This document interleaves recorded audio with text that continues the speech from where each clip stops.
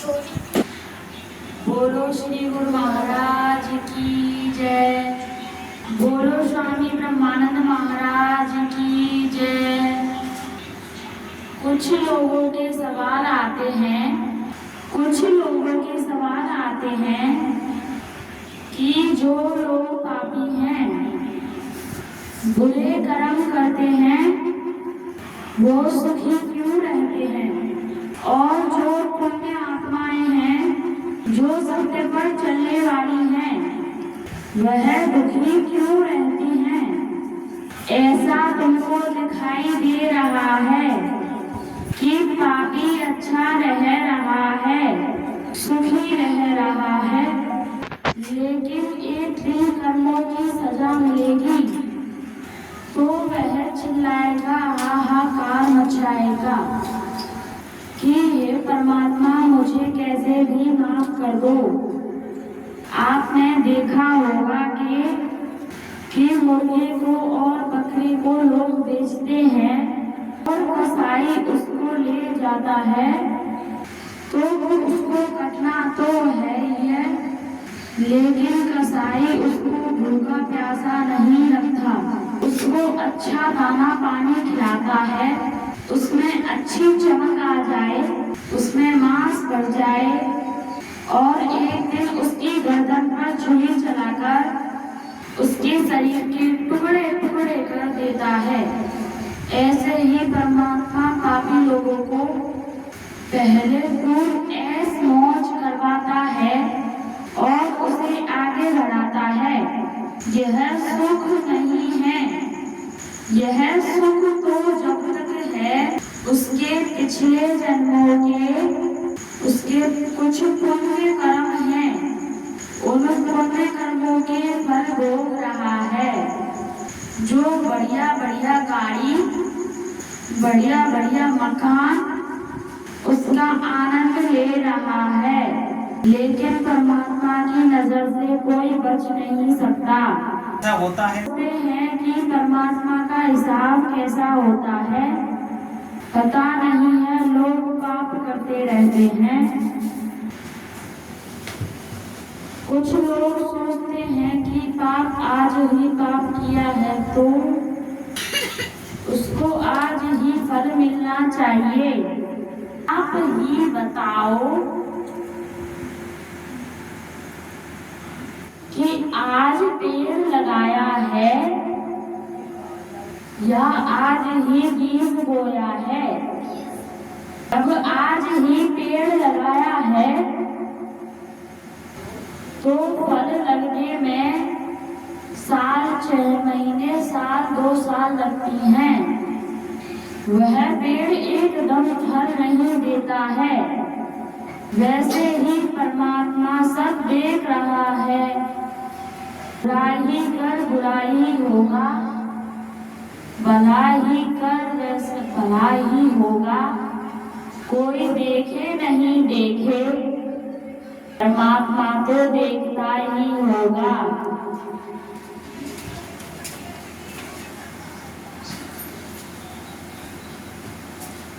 परमात्मा ने जीव को परमात्मा ने जीव को स्वतंत्रता शब्द दी है। आप इसी जीवन में अच्छा करो या बुरा करो, जीव अच्छा करता है या बुरा करता है, जीव को स्वतंत्रता दी गई है। अच्छे लोग अच्छे कर्म करके जाते हैं, अच्छे कर्मों की पहचान बनाकर जाते हैं। बुरे लोग बुरे कर्मों की पहचान बनाकर जाते हैं। परमात्मा सब देख रहा है, सभी का हिसाब अलग अलग होना है। इसलिए कर्म करने में सावधान रहिए। मनुष्य कब डरता है? जब उसके कर्म खराब हो जाते हैं। यदि उसके कर्म खराब नहीं है, अंदर से साफ है, तो कभी डरने वाला नहीं है। किसी से डरे या नहीं डरे, बुरे कर्मों से जरूर डरे कि मैं ऐसा कोई कर्म ना करूं कि मेरा में चला जाए, इसलिए बुरे कर्मों से डरो। बहुत से लोगों को घर में डर लगता है कि इस घर में कोई भूत प्रेत हो सकता है, इसलिए दूसरा घर बदल लो कि इस घर में दिन रात झगड़ा होता रहता है। यह गाड़ी खराब है तो इस गाड़ी को भी बदल लो। इस गाड़ी में किसी ने ओना टोना तो नहीं करवा दिया। यह गांव खराब है तो इस गांव को बदल लो, रिश्तेदारों को बदल लो। लेकिन जब तक अपने आप को नहीं बदलोगे, अपने स्वभाव को नहीं बदलोगे, तो आप दुनिया बदल लो। आप वैसे के वैसे ही रहेंगे। पापी को अच्छी जगह भेज दो तो वह पाप ही करेगा, और पुण्य आत्माओं को भेज दो तो अंदर परमात्मा का नाम नहीं जपेगा। धंधे करने वालों को कहीं भेज दो, वह धंधा ही करेगा। इसीलिए बुरे कर्मों से सावधान रहो, क्योंकि एक महात्मा जी रास्ते में जा रहे थे और उनको पुलिस पकड़ कर ले आई। वहाँ पर कुछ अपराधी पहले से ही पकड़कर बंद कर रखे थे। महात्मा जी को भी वहाँ ले गए। कुछ लोग महात्मा जी से कहने लगे कि महात्मा जी दरोगा जी के पैर छू लीजिए तो आपको माफ कर दिया जाएगा। महात्मा जी ने कहा, जब मैंने कोई चोरी ही नहीं की, मैंने कोई सताया ही नहीं, तो दरोगा मेरे लिए कोई भगवान है। इस पर मेरे कोई गलत सबूत है, मैं क्यों इसके चरणों में गिरूंगा। एक समझदार आदमी ने महात्मा जी से कहा कि महात्मा जी आप तो अपने गुरुदेव के चरणों में गिरना। यह दरोगा तो नौकरी कर रहा है, सुबह से लेकर शाम तक कितने लोगों को दुखी करता है, सताता है। इसलिए आप सत्य कर्म पर हैं तो परमात्मा के पैर छूना। यह दरोगा कोई भगवान नहीं है, इसलिए सत्य कर्म ने महात्मा जी को फंसने नहीं दिया और महात्मा जी निर्भय होकर बैठे थे। जब कोई गलत सबूत नहीं मिले तो दरोगा जी को छोड़ना पड़ा। इसलिए बुरे कर्मों से डरो तो आप कहीं धोखा नहीं खा सकते।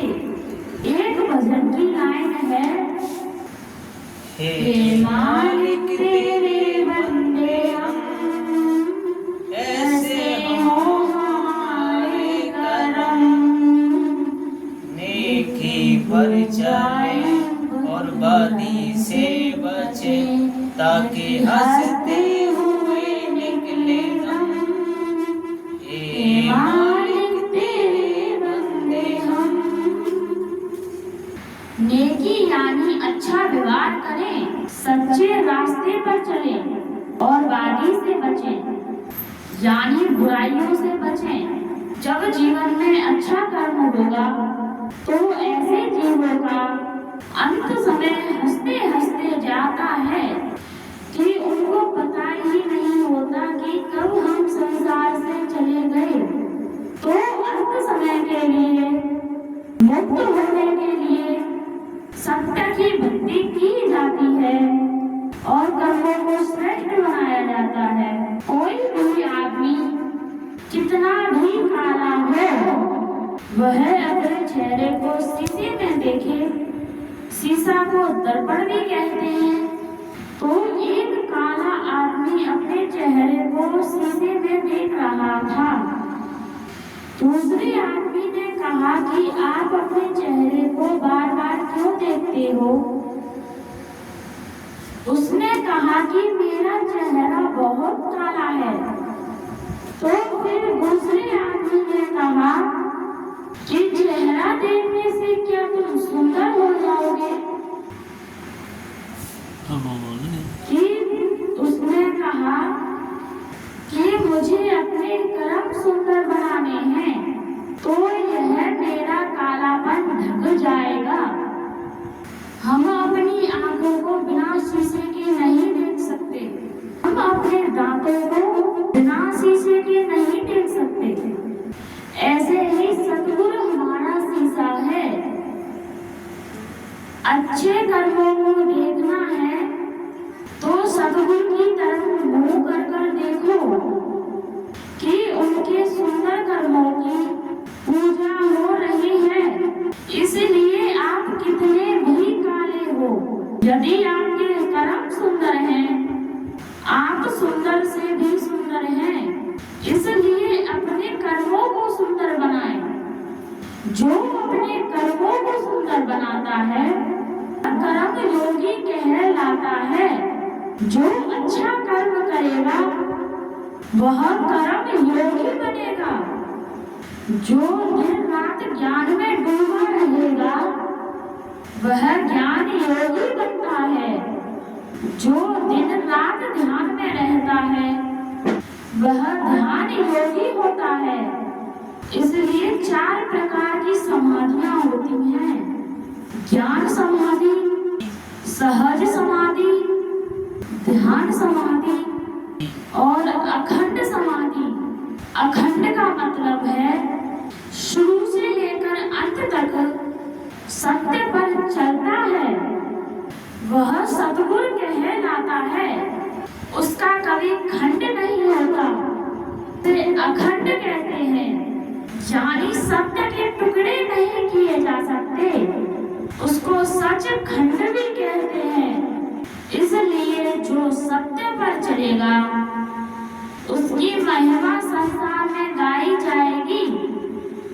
बोलो श्री गुरु महाराज की जय। हम नादान बच्चों से कोई गलती हुई हो तो हमको क्षमा करें, तो आपकी अधिक कृपा होगी।